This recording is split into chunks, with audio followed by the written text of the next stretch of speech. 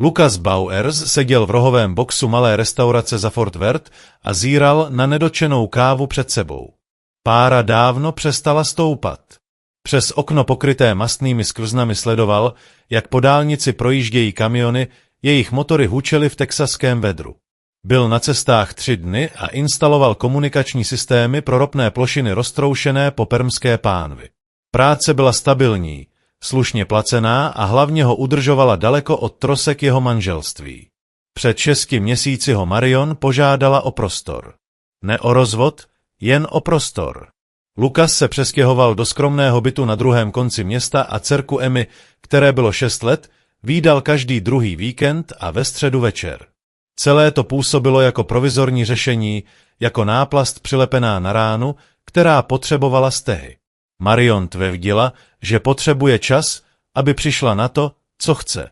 Lucas měl podezření, že to dobře věděla. Poznali se před 10 lety na benefiční akci pro veterány. Lucas nedávno odešel z armády po 8 letech ve zpravodajství zaměřeném na signály, kde analyzoval komunikaci nepřítele a vedl kontrarozvědné operace na místech, která vláda dodnes oficiálně nepřiznává. Marion tehdy dobrovolničila, blond vlasy stažené dozadu, úsměv upřímný a vřelý. Smála se jeho příběhům, nevyptávala se na utajované částky a zdálo se, že rozumí tíze, kterou nese, aniž by ji musel vysvětlovat. Její otec Ryan Townsend vlastnil 3 autosalony v oblasti Dallas-Fort Worth. Ryan byl typ člověka, který měřil úspěch čtverečními metry a mluvil jako při obchodní prezentaci i u rodinné večeře. Nikdy nesloužil, nikdy nepochopil, proč se Lucas rozhodl pro armádu místo vysoké školy a od začátku dával najevo, že jeho dcera si zasloužila někoho lepšího. Marion zpočátku otcovu kritiku odmítala a hájila Lucase se stejnou vřelostí, která ho k ní přitáhla. Jenže někde mezi Emmyným narozením a přítomností začala naslouchat otcovu hlasu jasněji než hlasu vlastního manžela. Lucasovi zavibroval telefon na stole. Casey Gouldová. Chůva měla dnes večer hlídat Emmu, zatímco Marion se s otcem účastnila nějaké charitativní akce. Lucas se zamračil. Casey volala málo kdy, jen když byl problém. Hele, Casey, je všechno v pořádku? Hlas, který se ozval, byl zlomený a třesoucí se. Pane Bowersovi, já jsem právě přijela. Musíte vidět, co dělají. Lucasovi se sevřelo hádlo. Co tím myslíš? Co se děje? Posílám vám video. Promiňte, moc se omlouvám. Nevěděla jsem, co jiného dělat. Hovor skončil. Lucas zíral na telefon, srdce mu náhle bylo jako o závod. Přišel videosoubor, 23 sekund. Prst mu chvíli visel nad tlačítkem přehrávání, pak ho stiskl. Kamera se třásla, dážená nízko, jako by se Casey snažila zůstat nepozorovaná. Záběr ukazoval Marionin dětský domov, prostorný obývací pokoj, kde Lucas sedával o svátcích, jenže nábytek byl odstrčený ke stěnám. Uprostřed parketové podlahy stála velká přepravka pro psy, taková, jakou používají majitelé německých ovčáků nebo rottweilerů. Uvnitř, skéčená do klubíčka, seděla Emma. Plakala, malé ruce svíraly kovové tyče. Pyžamo s princeznami, které jí Lucas koupil minulý měsíc, bylo špinavé. Ryan Townsend stál nad přepravkou, drahé sako odložené, rukávy vyhrnuté. Přivěšoval zámek nad výška. Zůstaneš tady, dokud ho nezavolá táta, zazněl Ryanův hlas zřetelně. Vaše matka a já jsme byli dost trpěliví. Chci svého tatínka, vzlikala Emma. Prosím, dědo, prosím. Do záběru vstoupila Marion s dalším zámkem v ruce. Klekla si vedle přepravky, tvář chladná způsobem, který Lucas u ní nikdy neviděl. Zajistí to, ať se z toho nedostane tentokrát, taky. Video skončilo. Lucas seděl skamenělý, telefon stále v ruce. Tentokrát, řekla. Tentokrát. Přehrál video znovu a nutil se soustředit přes vztek, který mu narůstal v hrudi. Tam, na vnitřní straně dvířek přepravky, sotva viditelné na záznamu, ale po prvním zpozorování nezaměnitelné. Škrábance. Malé, zoufalé škrábance, které mohly pocházet jen od dětských nechtů. Jeho dcera v té kleci bývala i dříve. Hánek s kávou se mu rozletěl v ruce. Horká tekutina mu štříkla po stole, ale Lukas si toho sotva všiml. Ostatní hosté se otočili, ale on už byl na nohou, hodil na stůl bankovky a mířil ke dveřím. Venku stálo jeho auto pokryté silničním prachem. 500 kilometrů ho dělilo od dcery. 500 kilometrů dálnice, která najednou působila jako nekonečno. Vytočil Casey zpátky, zatímco nasedal za volant. Kde teď jsi? Sedím v autě před domem. Hlas měla klidnější, ale nabroušený vztekem. Viděli mě natáčet. Pan Townsend na mě vyjel. Chtěl, abych to smazala a odešla. Utekla jsem. Pane Bowersovi, tohle není poprvé. Emma mi minulý týden říkala, že musela spát v zlé krabici, když zlobila. Myslela jsem, že mluví o trestném koutě. Nevěděla jsem, že... Udělala jste správnou věc, Casey.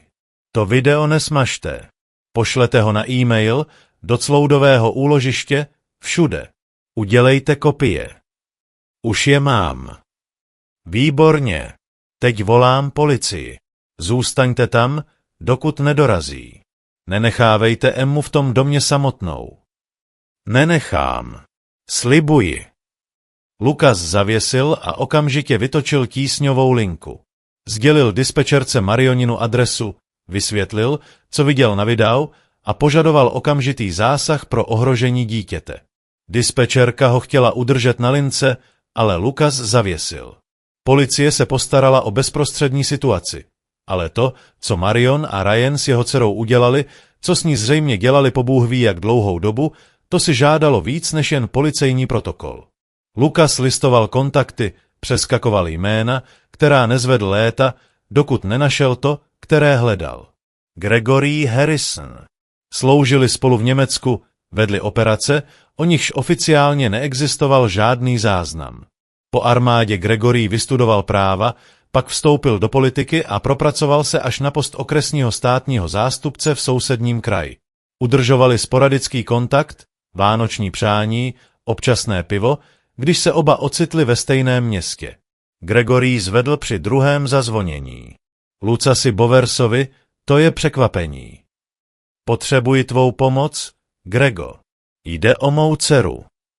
Z Gregoryho hlasu zmizela veškerá lehkost. Mluv. Lukas mu video přeposlal za jízdy, projíždějíce setmělejší texaskou krajinou. Vysvětlil odloučení, Ryanův vliv na Marion, zákonnou úpravu péče, díky níž Emma trávila stále více času s matkou a dědečkem. Gregory poslouchal bez přerušování a Lukas slyšel, jak na druhém konci linky sleduje video. Ticho hovořilo za vše. Proboha, Luke, řekl Gregory konečně. Zavolal si policii? První hovor, který jsem udělal. Dobře. Dnes v noci ji z toho domu dostanou. Ale musíš vědět, Ryan Townsend má peníze a konexe. Tohle bude ošklivé. Ať je to ošklivé. Neříkám, abys couvl. Říkám, buď chytrý. Všechno přesně podle pravidel. Dokumentuj vše. Uchovávej kopie všeho a nech mě, ať zavolám pár lidem. Znám soudce rodinného práva, kterého peníze neovlivní, ale potřebuji od tebe slib. Jaký? Cokoliv si myslíš, že bys Ryan Townsendovi udělal, a vím, že na to myslíš, zatím to nedělej. Dej mi 2 hodiny, abych dal právní rámec dohromady. 2 hodiny, aby systém udělal svou práci. Pokud ji neudělá. Gregory se odmlčel. Pak budeme mluvit o dalších možnostech. Lucasovi se ruce sevřely na volantu. 2 hodiny.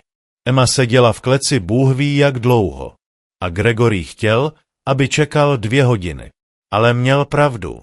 Jednat ve slepém vzteku, nechat se vést pouhou zuřivostí, to by Emmu v konečném důsledku poškodilo. Ryan by to obrátil proti němu, vylíčil by ho jako nestabilního a nebezpečného. Marioniny právníci by se toho chopili oběma rukama. Ne, tohle vyžadovalo přesnost. Strategii. Stejnou chladnou kalkulaci, kterou v armádě používal při plánování operací. 2 hodiny, souhlasil Lucas. Ale Grego, ať ty hovory mají váhu. Už vytáčím. A Luke, viděl jsem ty škrábance na videu.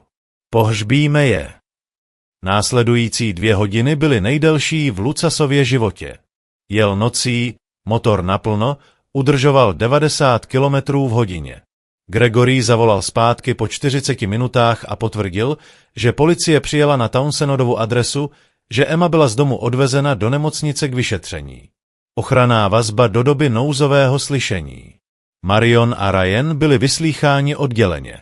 Casey zavolala, aby mu řekla, že předala svou výpověď i originální video zasahujícím policistům. Znovu plakala a omlouvala se, že příznaky nerozpoznala dříve.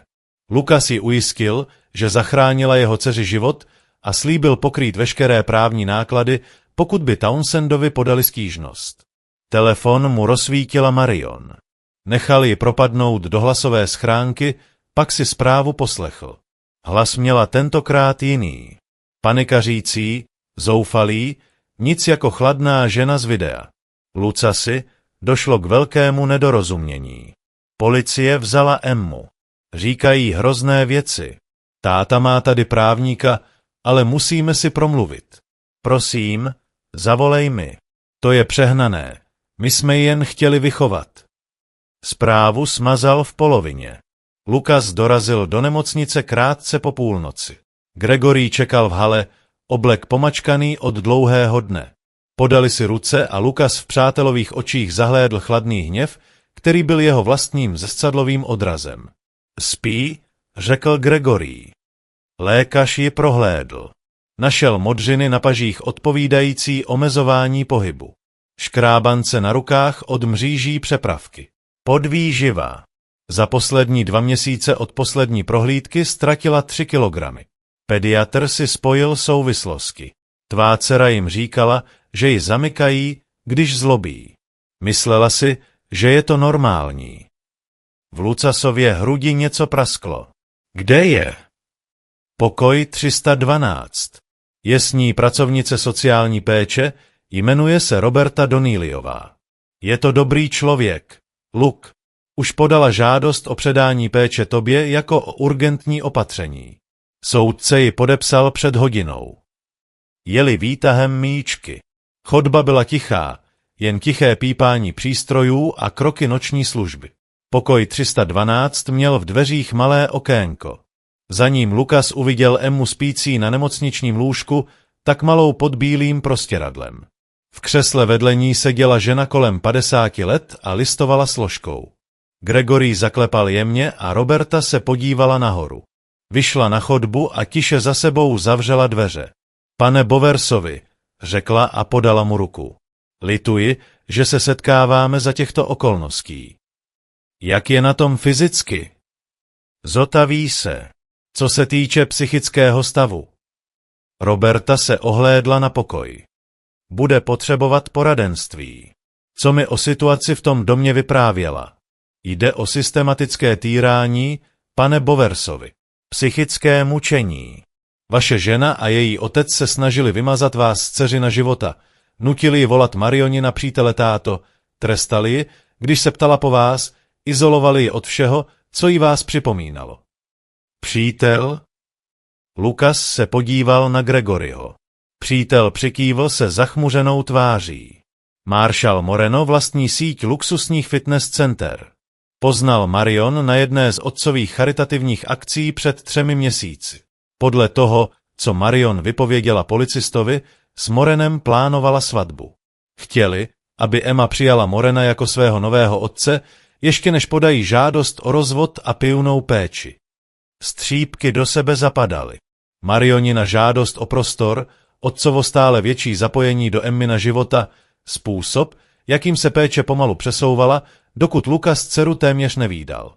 To nebyla odloučení. Byl to promyšlený plán, jak ho nahradit. Mohu ji vidět? Zeptal se Lucas. Roberta přikývla. Jen ji nevzbuzujte. Potřebuje odpočívat. Lukas vstoupil do pokoje sám. Zblízka Emma vypadala ještě menší. Na předloktí měla modřinu, fialovou na bledé kůži. Blond vlasy, Marioniny vlasy, rozcuchané a naumyté. I ve spánku se v jejím obličeji skrývaly stopy strachu.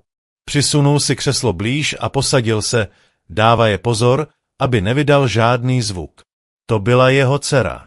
Holčička, která za boušky lezla k němu do klína, která mu chystala čajové dýchánky s plyšovými zvířátky a říkala mu, že chce být voják jako táta. Marion a Ryan se ji pokoušeli zlomit, přemodelovat v někoho, kdo zapomene na vlastního otce. Nepodařilo se jim to. Emma vydržela. Nepoddala se. Opatrně se dotkl její ruky a Emminy oči se rozmhouřily. Chvíli vypadala zmateně a vyděšeně. Pak uviděla jeho tvář. Tatínku. Čau, zlatíčko. Jsem tady. Emma propukla v pláč a natáhla k němu ruce. Lukas ji vzal do náruče a dážel ji, zatímco vzlikala do jeho ramene. Byla tak lehká, příliš lehká. Cítil její žebra. Nenazývala jsem ho táta, hlesla mezi vzliky. Říkala jsem jim ne, chtěla jsem tebe, ale oni mi říkali, že ty mě nechceš. Že jsi odešel, protože jsem zlobila. Emmo, podívej se na mě. Lukas se odtáhl, aby viděl na její obličej. Nikdy jsem tě neopustil. Nikdy jsem tě nechtěl ztratit. A nejsi zlá. Jsi dokonalá. Rozumíš mi? Dokonalá. Děda říkal. Děda se mýlil. Všechno, co ti říkal, byla lež. Miluji tě víc než cokoliv na světě. Nic to nikdy nezmění. Emma se ho dážela a Lukas cítil, jak její tělíčko pomalu povoluje, jak z něj vyprchává hrůza. Roberta stála ve dveřích a dávala jim prostor, ale Lukas viděl, že si utírá oči. Ve 3 ráno Emma znovu usnula v Lucasových pažích. Roberta zařídila, aby mohl v pokoji zůstat, a Gregory odjel domů připravit se na nouzové slyšení o péči naplánované na dopoledne.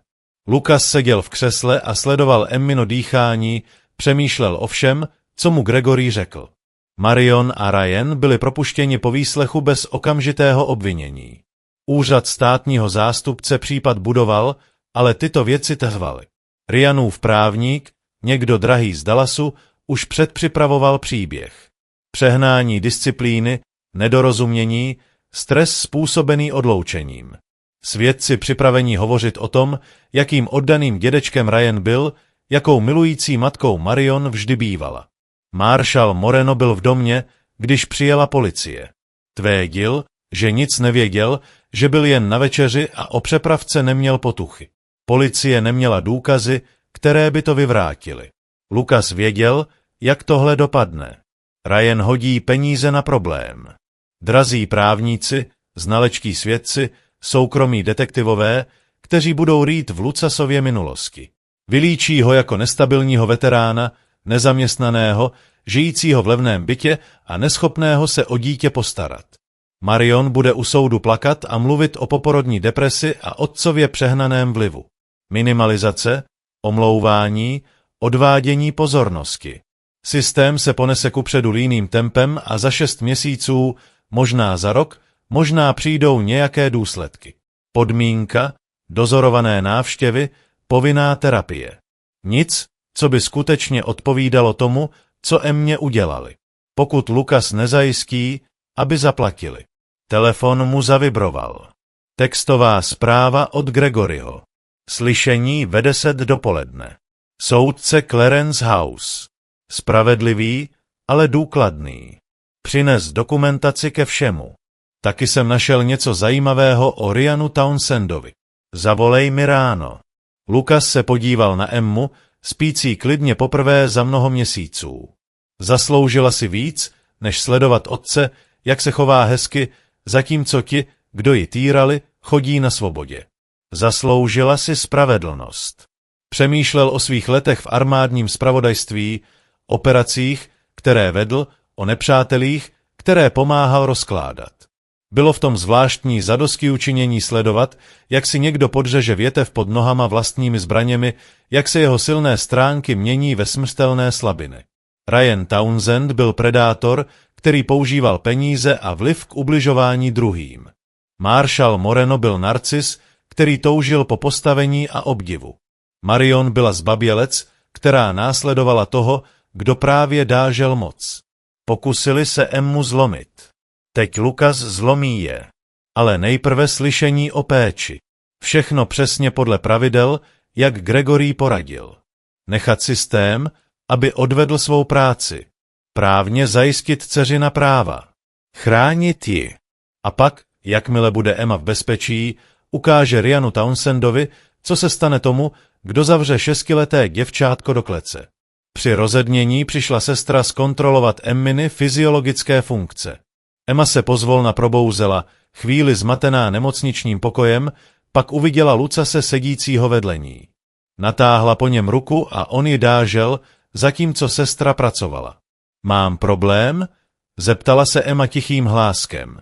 Ne, zlato, nemáš žádný problém. Nic si naudělala špatně. Děda říkal, že když někomu o zlé krabici povím, stane se něco hrozného. Vztek Lucasem znovu projel jako výboj, ale hlas udržel klidný. Děda se mýlil. Jsi v bezpečí. Zůstaneš se mnou a nikdo ti už neublíží. Slibuji. Slyšení o péči bylo přesně takové, jak Gregory předpovídal. Důkladné a spravedlivé. Soudce Clarence House byl v 60, s ocelově šedými vlasy a ostrýma očima, které zdánlivě pronikaly skrz každé slovo pronesené v soudní síni. Prostudoval videodůkazy, přečetl policejní protokoly a nemocniční vyšetření, vyslechl svědectví Casey Gouldové, Roberty Donnellyové i zasahujících policistů. Ryanův právník se pokoušel případ prezentovat jako jednorázový incident a zdůrazňoval, že Ryan nikdy neměl žádný záznam u sociálky a byl bezúhonným členem komunity. Marion vypovídala, že byla pod obrovským tlakem, že Emmě nikdy nechtěla ublížit, že klec byla použita pouze 2krát jako krajní prostředek, když jiné formy trestu nezabíraly. Soudce House poslouchal netečně, pak si Emma soukromně promluvila s ním v jeho pracovně. Vyšla o 20 minut později s rukou soudního sluhy a soudce House se vrátil k lavici s výrazem, při němž Ryanův právník stihl uprostřed věty. Předběžná péče se přiznává Lucasovi Bowersovi s okamžitou platností, řekl soudce House. Marion Townsendová bude mít pouze dozorované návštěvy, a to do doby absolvování psychiatrického hodnocení a kurzů rodičovství. Ryan Townsend má zakázán veškerý kontakt s nezletilou dítětem. Tento soud rovněž předává věc k trestnímu šetření státnímu zástupci. Zasedání je skončeno. Ryan vstal s rudým obličejem.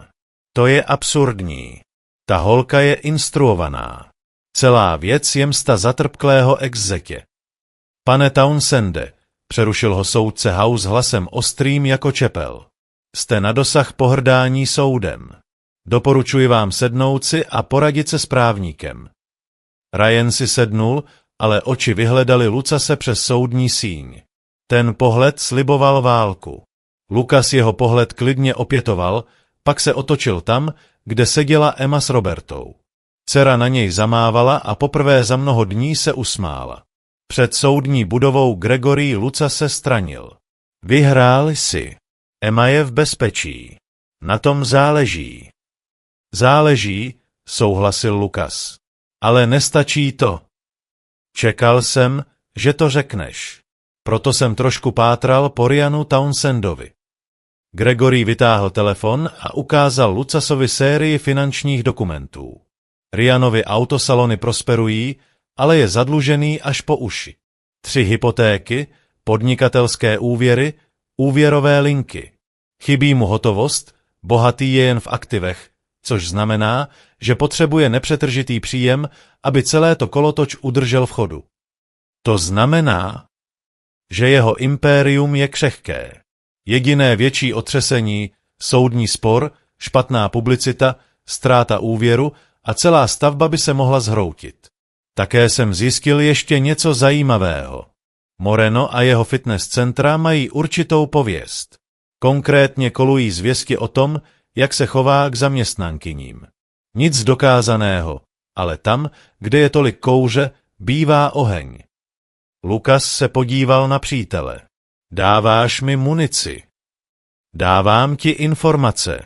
Co s nimi uděláš, to je tvoje věc. Ale Luke, dej si pozor. Tihle lidé mají prostředky.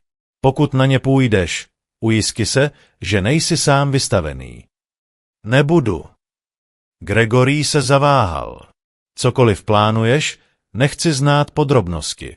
Popíratelná zodpovědnost. Ale pokud budeš potřebovat právní zálohu, pokud se po tobě pustí, jsem tady. Podali si ruce a Lukas sledoval Gregoryho, jak jde zpátky k autu. Pak se ohlédl na soudní budovu, kde si Ryan Townsend někde uvnitř uvědomoval, že jeho pečlivě vybudovaný plán selhal. Válka teprve začínala. Emma se téhož odpoledne nastěhovala do Lucasova bytu. Nebylo to nic velkého. 2 pokoje, základní nábytek, nic srovnatelného s prostorovým domem, kde vyrůstala. Ale pro Emmu to byl ráj. Měla vlastní pokoj, vlastní postel a hlavně žádné klece. Lukas strávil příští týden budováním rutiny. Ranní odvoz do školy a odpolední vyzvednutí, sezení s dětskou psycholožkou doktorkou Liz Laciovou, která se specializovala na trauma, společné vaření, čtení pohádek před spaním, naučit Emmu, že smí zase být dítětem. Strach v jejich očích pomalu vyprchával. Jenže zatímco Lukas dceřin život znovu stavěl, budoval zároveň ještě něco jiného. Začal s Marshallem Morenem. Lukas ten typ dobře znal. Arogantní, přesvědčený o vlastním kouzlu, nedbalý v zakrývání stop, protože nikdy nečelil skutečným následkům. Takoví lidé zanechávají stopy vždy. Znovu kontaktoval Casey Gouldovou. Po události přestala hlídat, otřesena tím, co viděla, ale ochotně pomohla, když Lukas vysvětlil, co potřebuje. Casey měla přátelé pracující v Morenových fitness centrech, mladé ženy u recepce, osobní trenérky, úklidový personál. Lukas ji požádal, aby poslouchala, sbírala příběhy, shromažďovala důkazy k těm zvěstem, o nichž mluvil Gregory. Co Casey zjistila, překonalo očekávání. Marshall Moreno byl predátor, který využíval svého postavení k pronásledování podřízených, způsoboval nežádoucí pozornost, nabízel povýšení výměnou za schůzky, vytvářel nepřátelské pracovní prostředí pro každého, kdo ho odmítl. 2 ženy podaly stížnost na oddělení lidských zdrojů, které je nikdy neprošetřilo. Další byla propuštěna poté, co odmítla jeho zájem. Vzorec byl jasný, zdokumentovaný v e-mailech a textových zprávách, které si ženy schovaly, ale nikomu je neukázali ze strachu z odvety. Lukas se s 3 z nich osobně setkal. Hana Našová, Kristý Vávrová a Jennifer Vaová. Zpočátku váhali, ale když vysvětlil, že Moreno chodí se ženou, která týrala jeho dceru, něco se v nich zlomilo. Souhlasili, že vše zveřejní, pokud Lukas zaručí ochranu před právní odvetou. Tady přišel na řadu Gregory. Spojil Lucase s pracovněprávní advokátkou Darlou Edwardsovou, která se specializovala na případy obtěžování na pracovišti. Darla si důkazy prostudovala a zamračeně se usmála. Zničíme ho. Více žalobkyň, zdokumentovaný vzorec chování, firemní nedbalost. Podáme hromadnou žalobu a zároveň půjdeme s tím na veřejnost. Fitness centra ho odstraní, aby zachránila dobré jméno a jeho pověst bude toxická. Jak dlouho? Zeptal se Lukas. 2 týdny na přípravu. Pak zapálíme pojistku. Zatímco odpočítával ten čas, Lukas obrátil pozornost k Ryanu Townsendovi. Toto vyžadovalo větší rafinovanost. Ryan měl peníze a právníky, ale víc než to měl pýchu. Jeho autosalony, jeho charitativní práce, jeho postavení ve společnosti, to všeho definovalo. Vybudoval si impérium a cenu vlastní osoby měřil respektem a strachem, který v ostatních vzbuzoval. Lukas strávil 3 dny sledováním Ryana, poznáváním jeho vzorců. Starý muž byl předvídatelný. Každý den dorazil do vlajkového autosalonu v 8 ráno, v úterý a čtvrtek obědval ve stejném steakhouseu, účastnil se charitativních akcí pečlivě zinscenovaných pro fotografy. Pořád hrál, pořád prodával, pořád udržoval obraz Ryana Townsenda, Člověka, který se vypracoval sám, pilíře komunity. Člověk, kterého Lucas pozoroval, s kým obrazem neměl nic společného. Ryan byl krutý ke svým zaměstnancům a nemilosrdně kritizoval prodejce, kteří nesplnili kvóty, přehlížel obsluhující personál jako neviditelný. Každý týden jezdil jiným luxusním autem, vždy nejdražším modelem ze svého parku, dbaje na to, aby ho všichni viděli přijíždět ve stylu. Telefonní hovory, jichž Lucas vyslechl několik díky vybavení, jež si z armádní éry rozhodně neměl ponechávat, odhalovali muže posedlého udržováním zdání, zatímco pod povrchem vše hnilo. Ryan měl také strach.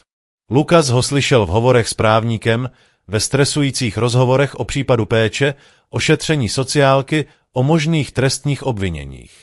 Ale víc než právní problémy ho děsila publicita. Pokud lidé zjistí, co Emmě udělal, jeho pečlivě pěstovaný obraz se rozpadne. Lucas rozhodl pomoci tomu procesu. Začal nenápadně. Anonymní typ blogrovi píšícímu o místním dění, týkající se nesrovnalostí v Ryanově charitativní nadaci. Konkrétně otázky ohledně toho, kolik z vybraných peněz skutečně dorazilo k zamýšleným příjemcům oproti tomu, kolik pohltily správní náklady a výdaje na akce. Bloger, vždy hladový po obsahu, začal pátrat. Pak Lucas oslovil bývalé zaměstnance Ryanových autosalonů. V pracovních záznamech objevil vzorec, vysokou fluktuaci zejména mezi mladšími prodejci a ženami. Mnozí odešli po krátké době a když je Lucas soukromně kontaktoval, popsali toxické pracovní prostředí, kde Ryan hrál favority, podporoval nelítostnou soutěžení a postihoval každého, kdo zpochybnil jeho postupy. Jeden bývalý prodejce, Curtis Bean, byl propuštěn poté, co odmítl lhát zákazníkovi o historii havárie vozidla. Curtis měl dokumentaci, e-maily od Ryana s výslovnými pokyny zatajit zprávy o poškození, prodávat auta, o nichž věděl, že mají problémy. Byl to podvod, bezvýznamný ve srovnání s týráním dítěte, ale další téhlina v základech. Lucas vše sestavil do složky. Finanční nesrovnalosti, porušení pracovního práva, spotřebitelský podvod, svědectví lidí, kteří na vlastní oči viděli Ryanovu krutost. Kopie rozeslal blogrovi, obchodní inspekci, oddělení ochrany spotřebitelů u generálního prokurátora státu a několika místním novinám. Pak čekal. Kauza Marschalla Morena propukla jako přvní. Darla Edwardsová svolala tiskovou konferenci a po jejím boku stály Hana Našová, Kristý Veavrová a Jennifer Vaová. Přečetli připravená prohlášení popisující roky sexuálního obtěžování a pracovní odvety v Morenových fitness centrech. Do konce dne se přihlásily další 2 ženy. Do konce týdne jich bylo 7. Morenova fitness centra vstoupila do krizového módu. Ústředí vydalo prohlášení o umístění Morena na určitou správní dovolenou po dobu šetření. Do 48 hodin podal rezignaci. Během týdne zavřeli 3 pobočky, neschopné přestát publicitu. Jeho účty na sociálních sítích, dosud plné motivačních citátů a fotografií bez trička, stichly. Marion toho dne Lucasovi volala 15krát. Nezvedl to. Nechával zprávy naplnit hlasovou schránku a jednu si poslechl celou. Marshall byl zničen, říkala.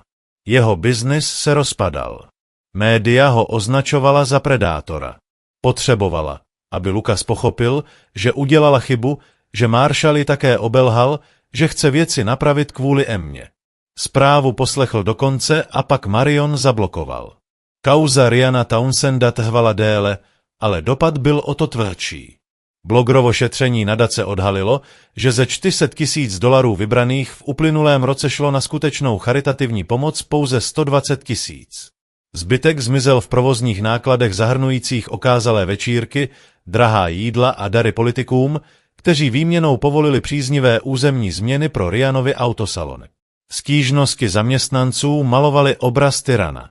Obvinění ze spotřebitelského podvodu dokládala vzorec klamání. A nad vším se vznášel případ péče. Ryan Townsend, prominentní podnikatel a filantrop, obviněný z uvěznění své 6leté vnučky v přepravce pro psy. Místní média příběh zachytila jako první. Pak regionální. A pak, protože video uniklo na veřejnost, o což se Lucas diskrétně postaral, i celostátní. Záběr Emmy vzlikající v kleci, Ryan stojící nad ní se zámkem v ruce, se rozšířil virálně. Ryanův právník vydával prohlášení, hrozil žalobami, označoval vše za špinavou kampaň organizovanou Lucasem Bowersem, zatrpklým exekem. Jenže škoda byla napáchána. Lidé rušili objednávky v autosalonech. Politici, jimž Ryan přispíval, vraceli peníze a veřejně ho odsuzovali. Nadace se rozpustila. Banky začaly vyvolávat úvěry. Do 3 týdnů se Ryanovo impérium začalo hroutit. Lucas to sledoval ze svého bytu, Emma si hrála s panenkami na podlaze vedle něj. Doktorka Laciová říkala, že Emma v terapii dělá pozoruhodné pokroky. Noční můry byly méně časté. Začala se víc usmívat, smát se u kreslených filmů, být znovu dítětem. Tatínku. Emma se vzhlédla od panének. Proč je maminka smutná? Marioniny dozorované návštěvy probíhaly obtížně. Pokaždé plakala, omlouvala se Emmě, snažila se vysvětlit, že udělala hrozné chyby. Emma tyto návštěvy převážně mlčela. Slušná, ale vzdálená. Tvoje máma se učí, že činy mají důsledky, řekl Lucas opatrně. Když ublížíme lidem, zejména těm, které milujeme, vždy to má důsledky. Emma o tom přemýšlela, pak se vrátila k panenkám. Hrála scénu, v níž princezna utíká z věže a porazí draka. Lucas ji sledoval, poznávající symboliku, i když ji Emma vědomě nechápal. Telefon zazvonil. Gregory, vidíš zprávy? Zeptal se přítel. Těžko přehlédnout. Ryan právě podal insolvenci. Všechny 3 autosalony. Přijde o všechno. Gregory se odmlčel. Státní zástupce také postupuje dál s trestním oznámením. Ohrožení dítěte, nezákonné omezení osobní svobody. Marion taky. Hrozí jim vážné tresty, pokud budou odsouzeni. Dobře. Luke, musím se zeptat. A nemusíš odpovídat, ale tohle všechno najednou. Ryanův pád, Morenův skandál, mediální pokrytí. To přece není jen náhoda, že ne? Lucas sledoval Emmu, jak si hraje v bezpečí a štěstí jeho malého bytu. Někdy prostě zloděje potká smůla, ne? Smůla. Gregoryho tón jasně naznačoval, že dokonale rozumí. Tak pro pořádek, zasloužili si to. Jak se Emma má? Přichází si na to. Oba přicházíme. Po skončení hovoru si Lucas na notebooku otevřel zprávy. Nejnovější článek se věnoval Ryanovu pádu z výšin. Bankrot, bez práce, čelící trestnímu stíhání. Jeho jméno se stalo synonymem pro týrání dítěte. Marshal Moreno se přestěhoval do jiného státu a pokoušel se znovu vybudovat kariéru, ale pověst ho následovala. Kamkoliv přišel, vynořovaly se novinové články. Bývalé oběti, zkrachovalé podniky, příběh muže, který se cítil nedotknutelný a zjistil, jak se mýlil. Marion se přistěhovala zpátky k matce, Ryanově ženě Geraldině. Geraldina podala o rozvod a brala, co z Ryanových aktiv zbývalo. Marion pracovala jako recepční v zubní ordinaci, její společenský okruh se rozplynul, jakmile skandál propukl. Za 4 měsíce ji čekal soud. Vše, co Lucas naplánoval, fungovalo. Obrátil jejich vlastní zbraně proti nim. Ryanovu pýchu a pečovaný veřejný obraz. Morenovu predátorskou povahu. Marioninu slabost pro ty, kdo dáží moc. Byl trpělivý, metodický a nemilosrdný. A celou dobu si udržoval popíratelnou odpovědnost, nikdy přímo neporušil žádný zákon, jen odhalil pravdy, které se jiní pokoušeli skrýt. 6 měsíců po slyšení o péči stál Lucas v jiné soudní síni. Tentokrát trestní a Marion seděla u stolu obžalovaných se svým soudem ustanoveným advokátem. Vedle ní seděl Ryan, vypadající o 20 let starší než naposledy, kdy ho Lucas viděl. Drahé obleky pryč, nahrazené konfekčním sakem, kterému sedělo nevalně. Tvář propadlá, ruce se třásly. Přelíčení bylo krátké. Videodůkazy byly devastující. Emmino svědectví, přednesené přes uzavřený televizní okruh, aby nemusela traumaticky čelit svým trýznitelům tváří v tvář, bylo sécervoucí a jasné. Fyzické důkazy týrání byly nezvratné. Ryanův právník se pokoušel argumentovat sníženou příčetností, tvrdil, že Ryan byl pod tlakem a jednal chybně. Marionina advokátka tvrdila, že Marion byla manipulována otcem a Morenem. Porota se radila 3 hodiny. Vina ze všech bodů obžaloby. Soudce House se vrátil k vynesení rozsudku. Nejprve se obrátil na Marion. Slečno Townsendová, vy jste Emminou matkou. Nosila jste ji 9 měsíců, přivedla ji na svět a měla jste povinnost ji chránit. Místo toho jste se účastnila systematického mučení vlastního dítěte. Zavírala jste ji do klece.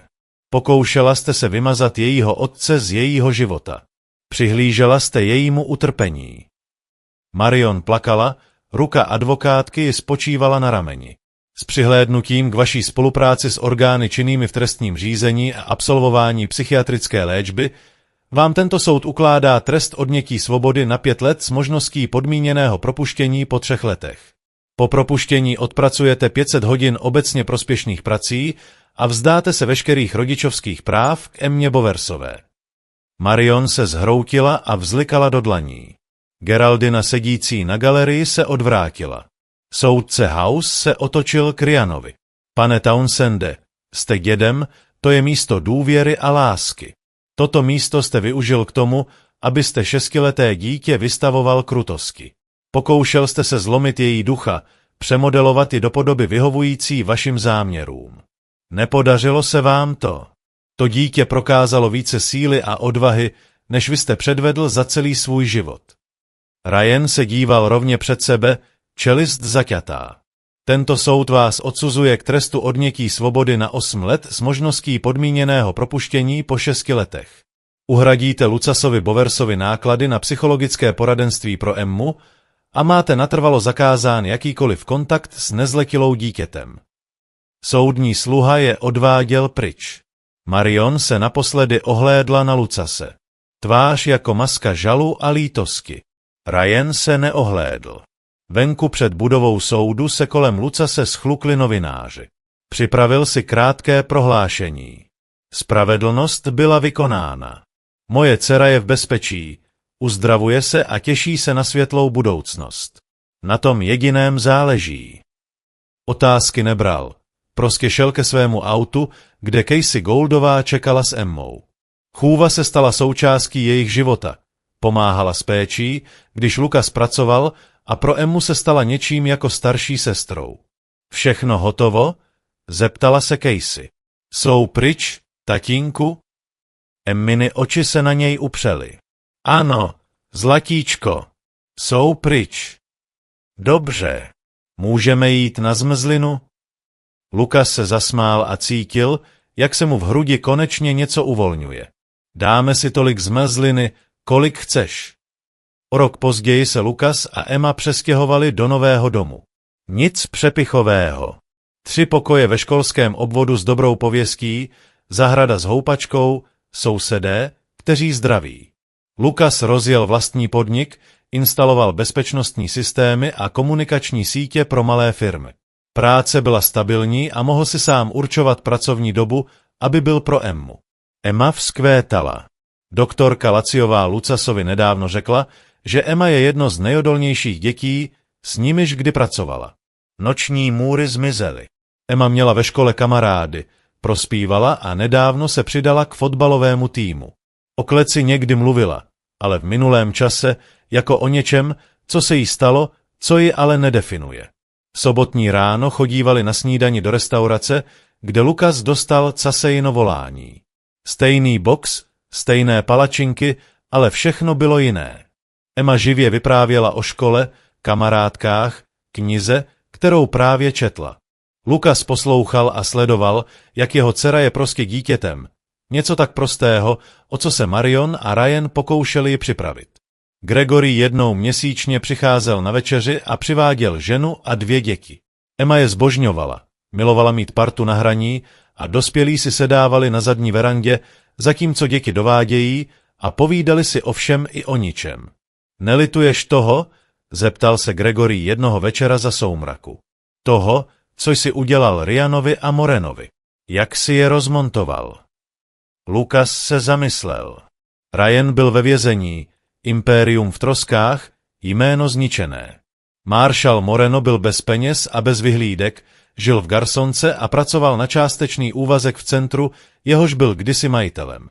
Marion také seděla, odpikávala si trest, psala Emmě dopisy, které Lucas uchovával v krabici neotevřené, protože Emma říkala, že je číst nechce. Ne, řekl Lucas. Pokoušeli se zničit mou dceru. Zasloužili si horší, než co dostali. Pravděpodobně máš pravdu. Gregory si přihnul z piva. Upřímně, jsem rád, že si z té noci zavolal. Rád jsem mohl pomoct. Zachránil si Emmě život. Na to nikdy nezapomenu. Seděli v příjemném tichu a naslouchali dětem při hře. Emmino smích se rozléhal čistě a jasně a Lucas přemýšlel, o kolik byl blízko ztrátě tohoto. Ztrátě jí. Pomsta byla sladká. Sledovat, jak nepřátelé padají, ale tohle bylo lepší. Tohle bylo, když Emma běhá po zahradě, bezpečná a šťastná. Tohle bylo uložit ji do postele v noci bez strachu, že ji někdo poraní. Být otcem, jakého zasloužila. Ryan a Marion se pokoušeli dceru zlomit. Místo toho zlomili sami sebe. A Lucas se postaral, aby k tomu došlo. 2 roky po přelíčení se Emma na matku zeptala. Dělali spolu domácí úkoly u kuchyňského stolu a najednou ze sebe hodila. Myslíš, že máma lituje? Lucas opatrně odložil matematický pracovní list. Myslím, že ano. Doktorka Laciová říká, že jí mohu napsat, pokud chci. Že by mi to mohlo pomoct. Emma si pohrávala s tužkou. Ale nevím, co říct. Nemusíš psát, pokud na to ještě nejsi připravená. Vím, ale možná. Emma se na něj podívala Marioninama modrýma očima. Možná chci pochopit proč. Proč to udělala? Proč nechala dědu, aby mě ubližoval? Lucas se tohoto rozhovoru bál, ale také se na něj připravoval pod vedením doktorky Laciové. Někdy lidé dělají hrozná rozhodnutí, protože mají strach nebo jsou slabí nebo zmatení. Tvoje máma nechala ostatní řídit její rozhodnutí místo toho, aby naslouchala vlastnímu selci. Zvolila špatně a teď za to platí. Ty jsi donutil platit? Zeptala se Emma. Ta otázka byla přímá, pronikavější, než odpovídalo jejím 8 letům. Proč se ptáš? Casey mi říkala, že dědečkův biznis se rozpadl hned po soudu, že pan Moreno přišel o všechno. Říkala, že je to karma, ale karma jsem si vyhledala a je to o tom, že vesmír napravuje věci. Tohle vypadalo jinak. Jakože to někdo způsobil. Lucas se podíval na svou dceru, svou chytrou, pozornou, úžasnou dceru a rozhodl se, že si zaslouží upřímnost. Tvoje máma a děda a pan Moreno ti ublížili. Zákon je potrestal, ale chtěl jsem se ujistit, že nemohou ublížit nikomu dalšímu. Takže ano, pomohl jsem zajistit, aby jejich špatné volby měly důsledky.